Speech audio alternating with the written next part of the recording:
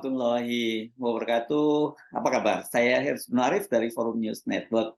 Sikap calon wakil presiden Gibran Rakabuming Raka yang sering menolak menghadiri debat dan ketika bicara di depan publik itu salah ucap bisa berdampak serius pada elektabilitas pasangan Prabowo Gibran. Publik ini tidak akan memilih pasangan Prabowo Gibran karena ilfil melihat Gibran. Ilfil ini adalah bahasa gaul untuk menggambarkan kehilangan perasaan terhadap seseorang karena perilaku atau ucapan yang tidak disukai dan terus terjadi berulang-ulang. Sesungguhnya ilfil ini adalah gabungan dari kata hilang, itu dalam bahasa Indonesia jelas itu, dan feeling, perasaan dalam bahasa Inggris. Jadi ketika digabungkan ya menjadi hilang feeling atau ilfil, ini bahasa gaul ya.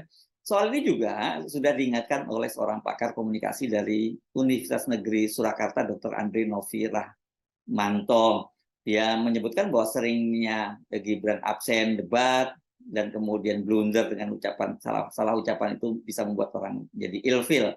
Yang paling viral tentu saja ketika muncul pernyataan Gibran menyatakan bahwa untuk menghilangkan stunting maka ibu-ibu perlu asupan. Ketika dia sejak hamil itu perlu asupan, dan salah satu asupannya yang tidak boleh dilupakan adalah soal asam folat. Tapi pada waktu itu Gibran menyebutnya sebagai asam sulfat. Itu akibatnya jadi riuh rendah di media sosial, dan sekarang kemudian julukan terhadap Gibran ini adalah si asam sulfat, bukan lagi belimbing sayur seperti sebelumnya. Ada pasti yang usia-usianya sebaya saya pasti bingung dengan istilah-istilah ini. Kenapa Gibran disebut belimbing sayur, kemudian disebut asam sulfat. Kalau asam sulfat jelas ya, karena dia salah ucap, harusnya asam folat menjadi asam sulfat. Dan ternyata bukan hanya sekedar keseliu lidah, tapi karena memang Gibran kelihatannya nggak paham apa yang dia ucapkan. Jadi dia kelihatannya diberi contekan begitu, tapi dia salah baca contekannya. Karena dia ini setidaknya mengucapkan hal itu 2 kali dalam 2 kesempatan yang berbeda. Ketika hamil harus dicek dia misalnya asam sulfat, yodiumnya terpenuhi nggak. Ketika anaknya lahir sampai 2 tahun, ASI-nya terpenuhi nggak, berat badannya. Sesungguhnya selain soal asam sulfat, maksud saya asam folat yang dia sebut sebagai asam sulfat, dalam momen yang viral itu ada 2 pernyataan yang dinilai blunder dari Gibran dan yang membuat orang juga bikin ilfil ini. Karena dalam forum diskusi ekonomi kreatif gitu disebutnya, dia menyatakan minta masukan dan solusi pada audiens itu hanya jangan berupa tanya jawab. Nah, yang paling parah itu dia minta tanya jawabnya itu jangan dilakukan terlalu lama karena pada pukul 9 dia sudah mau tidur. Ini ramai sekali, ada seorang mau jadi calon wakil presiden mengurus negara sebesar Indonesia yang jumlah warganya sampai 280 juta, tapi dia mengaku jam 9 sudah harus tidur. Anak mami banget ini, harus segera bobo gitu ya. Intinya itu sih teman-teman, nanti saya minta masukan ya. Pengen ngasih masukan apa, tapi kalau bisa ngasih solusi sekalian ya. Jadi jangan kayak tanya jawab terus saya suruh ngasih solusi. Kalian yang lebih pintar dari saya, kalian yang ngasih solusi juga. Itu ya teman-teman semua ya. Sambil makan nggak apa-apa loh, bener. Kita santai. Saya juga model orang yang nggak suka ini orasi, yel-yel, pilih nomor ini, pilih nomor itu, enggak. Kita pengen jadi pendengar aja, kalian ngasih masukan. Kita pokoknya santai aja. Jam 9 pulang ya, saya mau tidur. Bukan hanya sering absen dan salah ucap, Gibran itu juga sering tidak nyambung ketika berlangsung tanya jawab.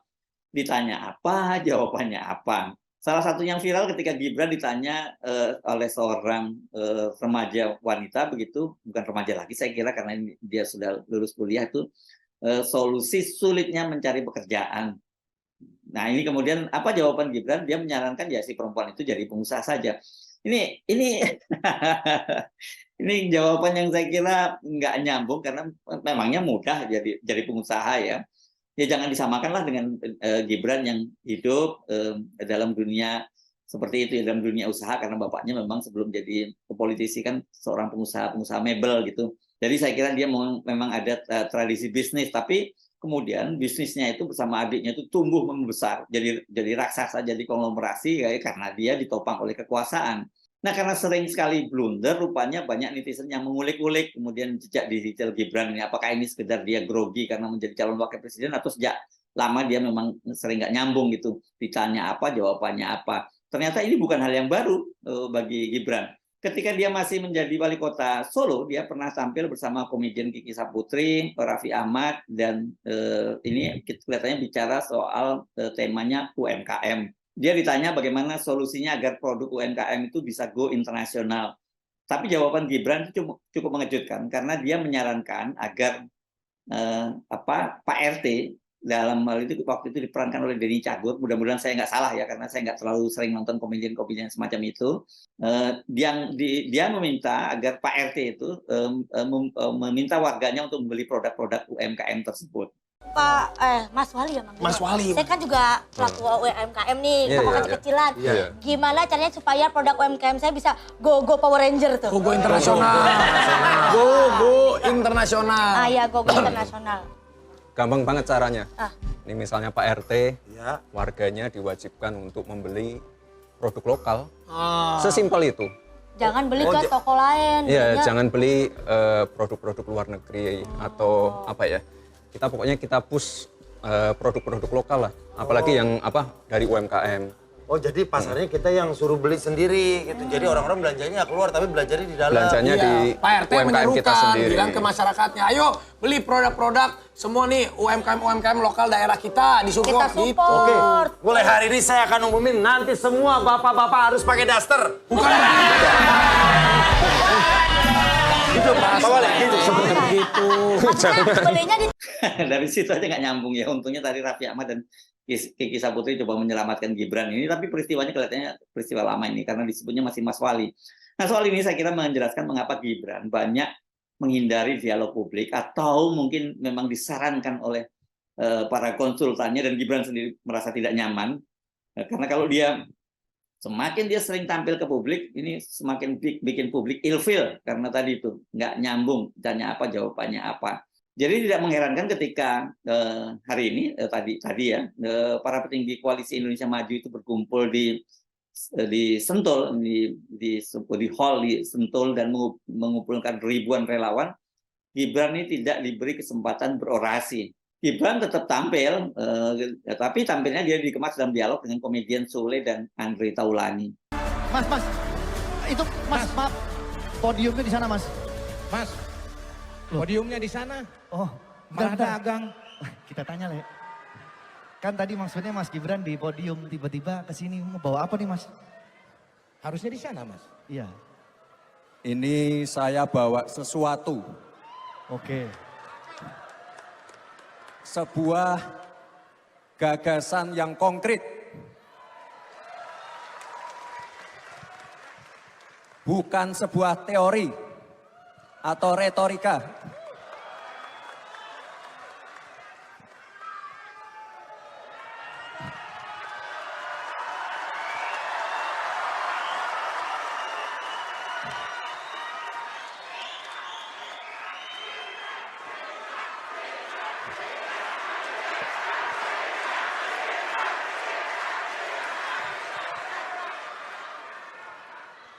Ini saya mau mengenalkan program makan siang gratis dan susu gratis untuk anak-anak kita. Mas Gibran luar biasa ya. Iya. Beliau ini nggak banyak bicara, tapi Iya. langsung kerja. Iya. Dan Kerjanya akan nyata. bagikan makan gratis dan susu. Betul sekali. Tapi mungkin Mas Gibran nggak tahu. Kenapa? Kalau minum susu itu katanya nggak boleh sama ikan nila, Mas. Kenapa emang? Le? Kenapa itu? Karena katanya gara-gara nila setitik rusak susu sebelah. Rusak susu sebelah. Mana ada rusak susu sebelah? Itu Rusak susu sebelah nggak? Nah itu maksudnya. Susu siapa yang sebelah Iya, iya. rusak? Iya. Apa benar itu Mas Gibran? Apa benar yang dikatakan Sule itu? Itu kan istilah, Andre. Lucu ya?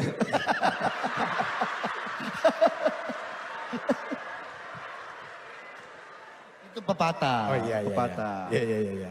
Mas Gibran, Iya. ini sekarang kan banyak kita mendengar nih, ada segelintir orang yang menyinyirin program dari Pak Prabowo dan Mas Gibran. Kira-kira respon Mas Gibran untuk menjawab nyinyiran-nyinyiran itu bagaimana, Mas? Bagaimana? Ya ini memang banyak yang nyinyir ya. Tapi Bapak Ibu harus tahu program makan siang gratis dan susu gratis ini sudah ada di 76 negara. Jadi tadi itu Gibran lebih berperan sebagai jualan makan siang dan susu yang menjadi program dari Prabowo Subianto dan Gibran. Dan sebenarnya soal jualan susu dan makan siang ini juga blunder karena ternyata susu yang dibagikan oleh Gibran itu adalah susu kotak yang seorang ahli gizi mengkritiknya bahwa susu itu tinggi gulanya dan rendah gizinya. Dan kalau itu dibagi-bagikan kepada anak-anak yang masa pertumbuhan gitu ya, itu dampaknya buruk. Karena alih-alih bisa memacu pertumbuhan tetapi malah bisa menimbulkan penyakit baru, diabetes gitu, dan tidak ada dampaknya karena gizinya rendah. Saya yakin Prabowo sebagai calon presiden menyadari kelemahan calon wakil presidennya itu, karena itu dia dalam forum itu kemudian memberi semangat. Ada yang mengatakan wakil yang saya pilih terlalu muda. Padahal Panglima besar kita waktu perjuangan umurnya 29 tahun menjadi Panglima besar, mimpin perang melawan penjajah, mampu. Anak muda pengalaman saya, kalau diberi tugas, kalau diberi tantangan, dia akan matang. Kalau tidak diberi kesempatan, ya tidak akan matang-matang. Jadi, memang waktu itu saya dihadapkan dengan pilihan. Orang pengalaman, benar, mungkin bisa dikatakan calon yang saya pilih. Saya katakan di sini ya, saya yang pilih, saya yang minta, saya yang memilih. Tidak ada itu dinasti-dinastian. Kalau dinasti merah putih, apa salahnya? Kalau dinasti patriotik, apa salahnya? Kalau keluarga memberi anak-anaknya untuk republik, apa salahnya? Kita harus berterima kasih, kita harus bersyukur ada keluarga yang memberi anak-anaknya untuk republik ini.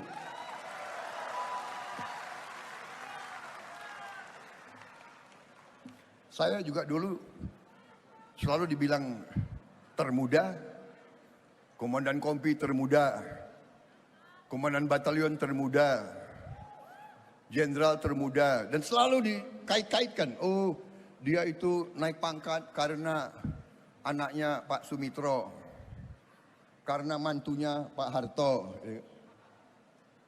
Kalau gue naik gunung gendong ransel, di mana Pak Mitro?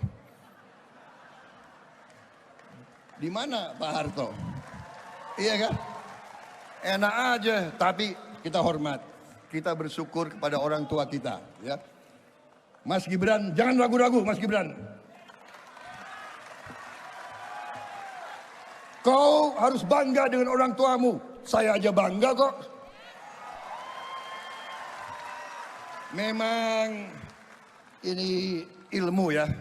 Di negara ini politik itu ada ilmunya. Dan ilmu ini kadang-kadang sejarah. Bagaimanapun, Solo ini pusat negara dari dulu. Pusat kekuasaan. Jadi orang Solo itu pandai berpolitik. Ya, Banyumas itu gudangnya tentara. Pandai jadi tentara. Jadi terpaksa saya belajar dari orang Solo, saudara kalian. Jadi paham kan kenapa Gibran itu sering menolak debat, dan KPU juga sangat terkesan mencoba melindungi dengan meniadakan debat antar cawapres. Jadi saya kira siap-siap aja ilfil lagi. Karena kesepakatan baru dengan tim paslon, KPU itu akhirnya tetap melaksanakan debat cawapres. Nah, hanya saja memang jangan Anda bayangkan akan muncul pertanyaan-pertanyaan tajam yang disebut sebagai debat. Yang paling banter nanti Gibran akan pakai alat peraga dan jualan kartu-kartu persis seperti yang bapaknya dulu lakukan dalam debat-debat di calon presiden dan calon wakil presiden pada Pilpres 2014 dan 2019. Tapi pada waktu itu kan Pak Jokowi ini masih jadi media darling dan juga publik darling ya. Beda sekali dengan Gibran ini, karena sekarang ini banyak sekali pendukung Pak Jokowi juga yang sangat jengkel pada Gibran karena dia diloloskan dengan melanggar etik di Mahkamah Konstitusi oleh Paman Anwar Usman, dan dampaknya kita tahu Paman Anwar Usman itu dipecat sebagai ketua Mahkamah Konstitusi dan tidak diperkenankan untuk mengadili sengketa pilkada, pileg maupun pilpres. Jadi saran saya kalau Anda nggak mau ilfil, ya jangan nonton. Tapi kalau Anda tipikal orang yang menikmati blunder-blunder yang dilakukan Gibran, selamat menikmati debat-debat capres yang akan digelar oleh Komisi Pemilihan Umum. Karena rasanya itu akan menjadi kesempatan yang paling langka.